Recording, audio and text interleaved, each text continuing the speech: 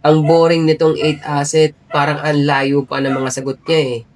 Kahit kupal at epal si Ato, iba pa rin ng presensya. Yo! Welcome sa comment section ng number 1 male podcast sa buong Southeast Asia at soon sa buong mundo. Anti-Support Podcast. Sa mga nakapanood, mga naka-11 episodes na ako sa Anti-Support, kasama ko si Soy Sadaw sa si Joshon Point. Bawat episode namin doon, ang goal palagi ay makatulong, makaambag sa self-improvement ng mga lalaki, mapabata, mapamatanda. Kasi ang ibang concept namin, anti-support. Sa realidad ng buhay ng mga Pinoy na lalaki, merong nagiging matandang support eh. Ayaw natin ng ganun, wag, delikado, masama, diba?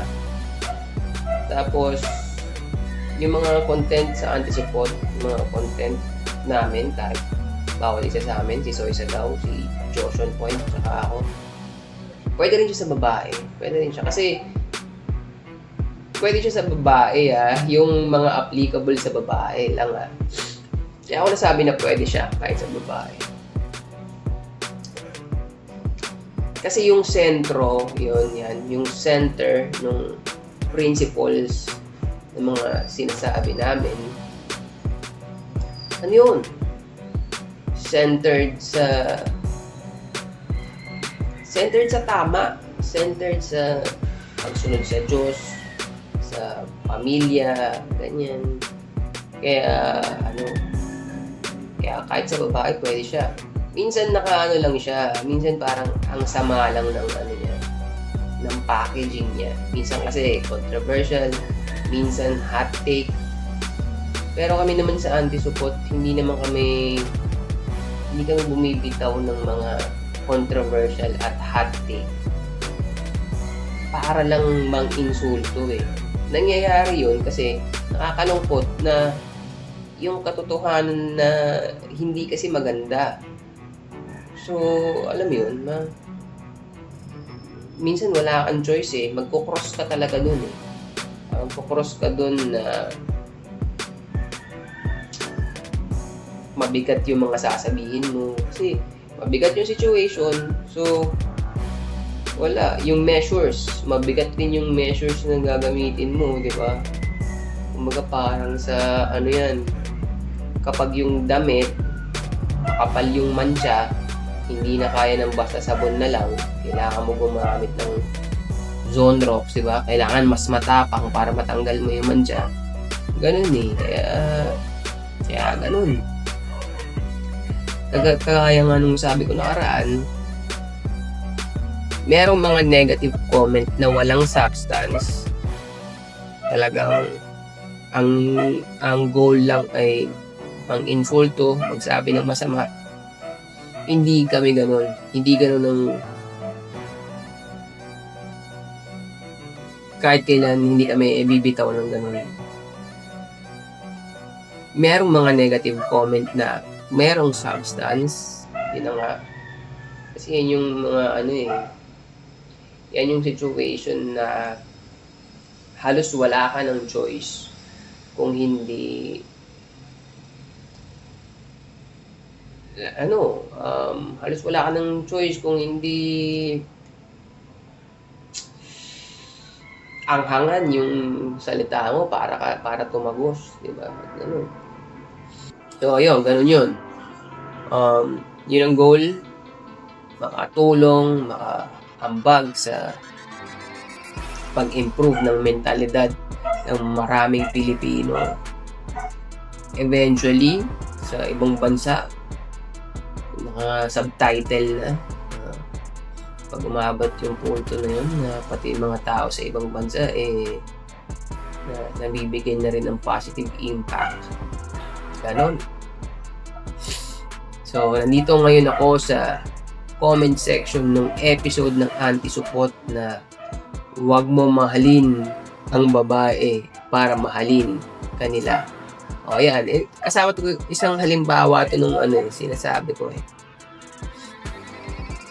Dahil sa typical na nakasanayan natin, kung hindi ka may critical thinking, pwede mo kagad isipin to na huwag mo mahalin ng babae para mahalin kanila.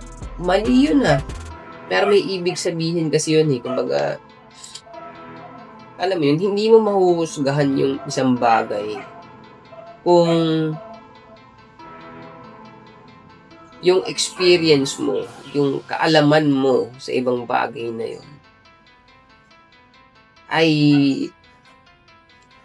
kulang sa substance Kumbaga, kung nasa surface level ka lang, so titignan mo siya on a surface level, so hanggang surface level ka nga lang.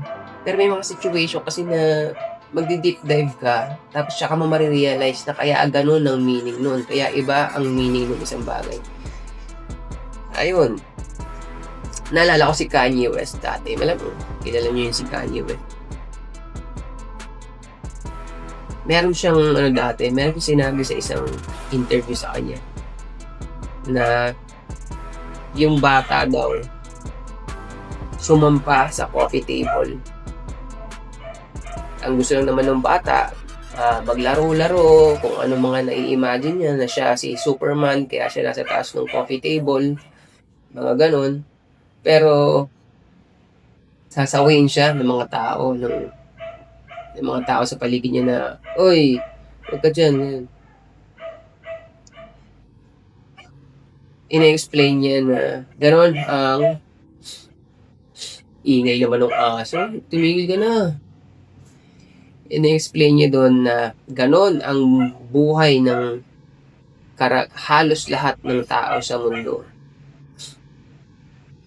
Na kung paano itrato yung coffee table. Huwag ka dyan, yung ganon. Pero kung iisip, ayun, basta, ayun, ang sinasabi ko doon, hindi ko yun naintindihan dati.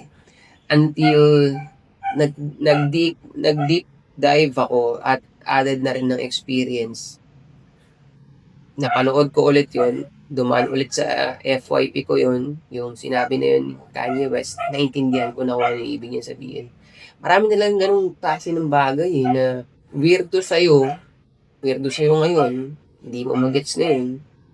Pero pag nadagdagan yung experience mo, nadagdagan yung kaalaman mo, pag binalikan mo siya, iba na yung meaning. So dito na tayo, diretso na tayo sa comment section.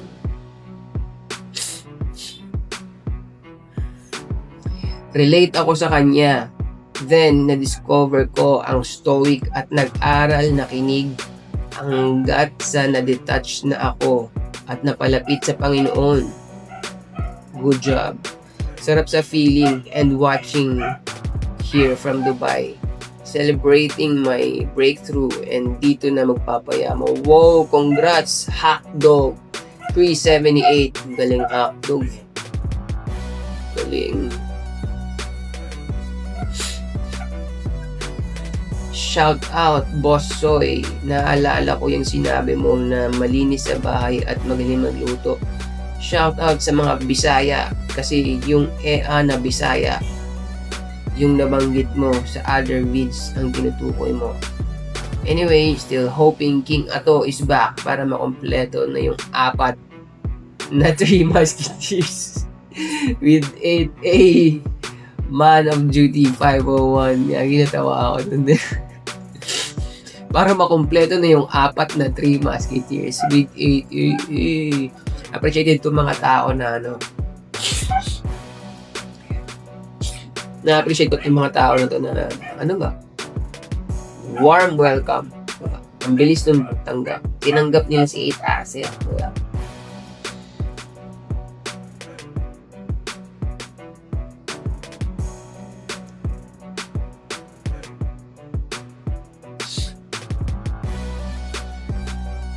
Ang balita daw dyan, sobrang ingay sa airport tapos na-review ng CCTV. Umihi sa ladies washroom, may nag-complain. Sabi ni Maid Plus official. tinutukoy niya yung Rainbow Gang. Hindi pinatuloy. 3 p.m. gang, let's get it. Si Kurt Russell, baguhin.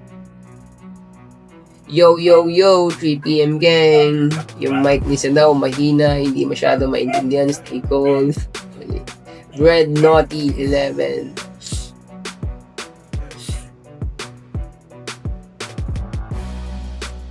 Let's go, the number one gang. Sabi ni Shikamaru 22. Nice, solid, real talk dudes. Nabuhay, new friend. Sabi ni Emmanuel Telar 0.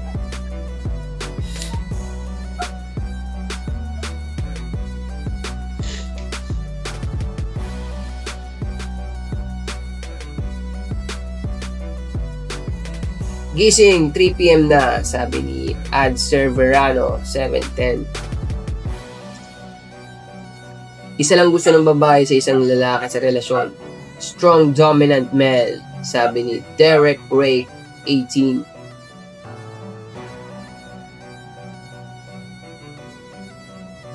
Yo, 3 p.m. gang, let's G, sabi ni Jeff Laksamana B2D. Okay, game, sunod. Sabi ni Nana Maget TV Money 8730. Nana Maget TV Money 8730.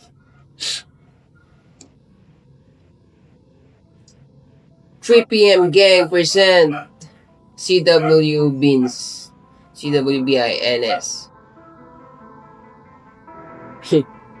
Ito lagi natin comment. Nasaan si Ato? Kahit kupal si Ato, iba pa din pag wala siya. Jadirist 580. Let's go! Sabi ni XX The Works. 3 p.m. gang, si Michael, Am and Bruce.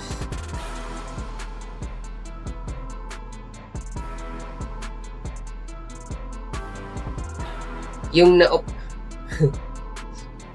yung napauwi, tawag dun bro is inadmissible passenger. May right yung bansa or immigration na i-reject yung visitor. Dapat may supporting documents yung cross-dresser na magpapatunay. Alam naman natin yung Middle East countries may pizza ganyan. Sabi ni Mojo Jojo 2.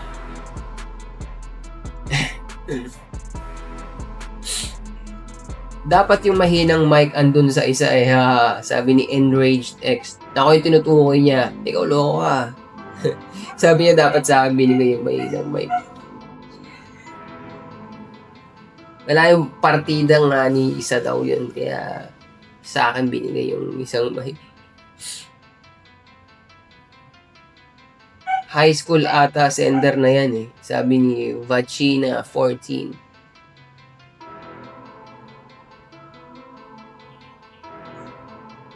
Alam nila yung bawal at tama, kalokohan. Hindi gusto lang talaga nila ng atensyon at mag-viral. Para sa panggrupong interes. Ilahat ko na sila, sabi ni Fermar Armeo. Siguro ang tinutukoy niya nga dito si Rainbow Gang na hindi pinatuloy sa airport. Alam niya yung bawal at tama. Nag-aabol lang siya ng atensyon. Malamang nga, Fermar. Malamang ganun yun. Hindi pa bukas sa mga kapangyarihan nyo by JOP. Yan natin yung timestamp nito.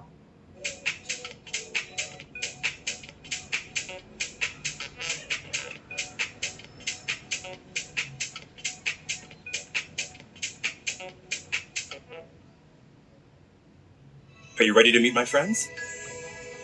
Daming ads. Daming ads. Fragrant hazelnuts, smooth velvety chocolate. Ferrero Rocher, the golden gift that brings them together. O yung kapangyarihan, parang kontrolado pa ay ng babae. Pre, babae yan Diba? Nakatutok ba sa iyo yung kutsilyo niyan? Pre, para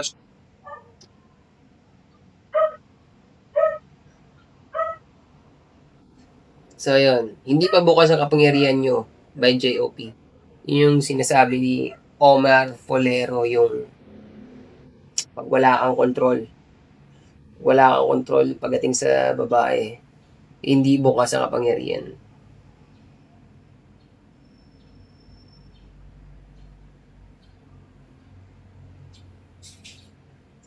Imposible namang di niya alam at nararamdaman na imposible namang hindi niya alam at nararamdaman yung hindi na siya mahal ng babae. At nagtatanga-tanga lang yun ni Michael Corda, 51-59. Totoo yun. Actually, ano yun eh. Hindi rare case yung ganito, di ba, Michael Corda? Hindi rare case yun na kapag hindi ka na mahal ng babae, hindi mo alam. Mas malamang talaga pag hindi ka na mahal ng babae, yung lalaki nagtatanga-tanga na lang talaga yun. Ano ba mga reason pag ganon? Kapag nagtatanga-tanga ng lalaki, malamang yun, yung mga kinokompromiso niya ng ganon sa pagtatanga-tanga niya ay para sa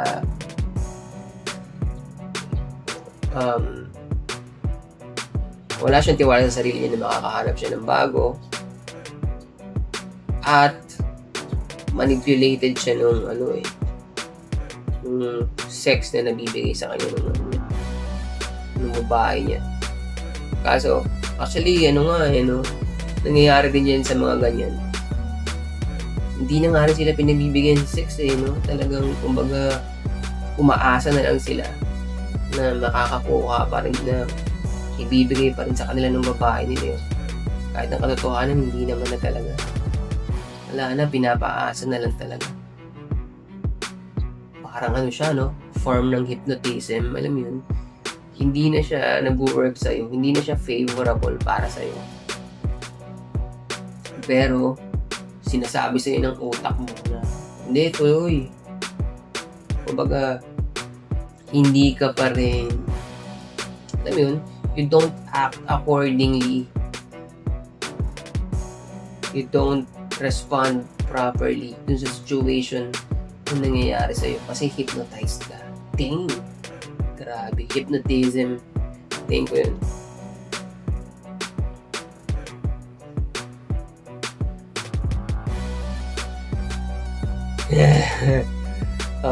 Utal-utal magsalita yung isa eh.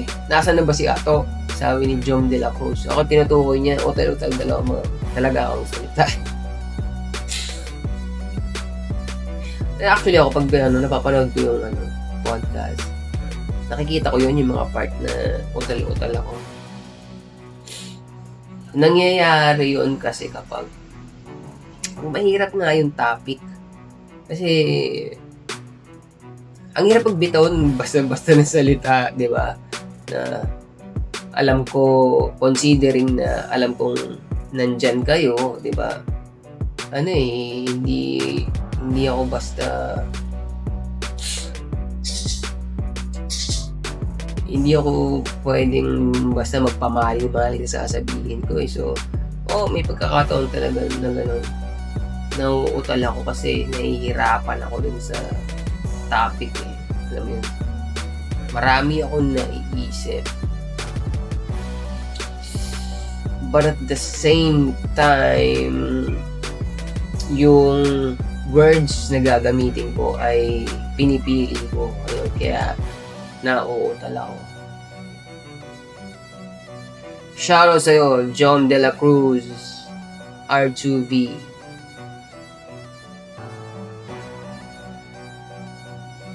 Sa romantic relationship, hindi pwede mas mahal ng lalaki ang babae.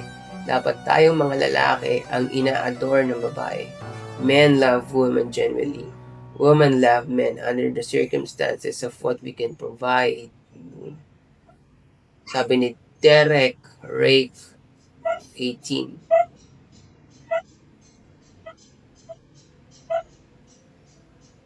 Tama yun.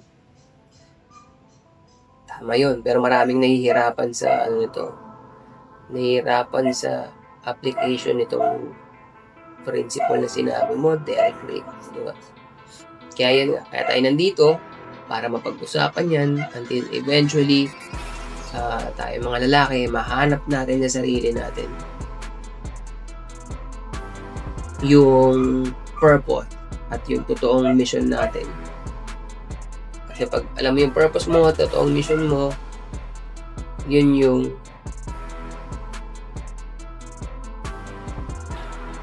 aabot ka sa point na magagawa mo na. Pumasok ka CR ng babae sa Dubai, Islam country, tapos ka talaga. Sabi ni Mark Anthony Eason. Mali ka, Josh. Hindi extreme. Kaya siya pinauwi dahil nag-CR siya sa pambabae at maingay. Hindi lang dahil sa suot niya. May pitch echo. Easy, pitch echo. Sa nagtatanong na lalaki, isa lang naging problema mo. Naging weak ka. Kaya di ba sabi sa'yo, mahal ka dati? Kasi dati strong man ka pa. Ibalik mo yung dating ikaw. Be better as a man. Not be better to a woman. Si Derek Ray ulit yan. O, di ba? Ano, kahit makadalawang comment ka, babasahin ulit natin yan.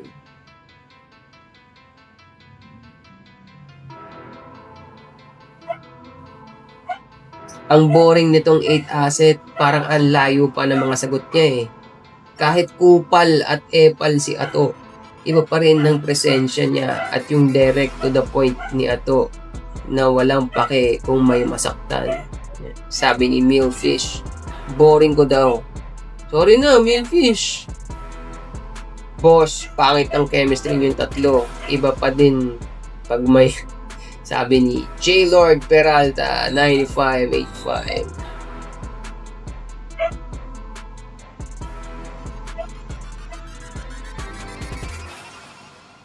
Ayun. Alright. So, comment lang. Rat-ratan sa comment section. Babasahin natin yan. Makakarating sa anti-support. Alright. 3, 2, 1.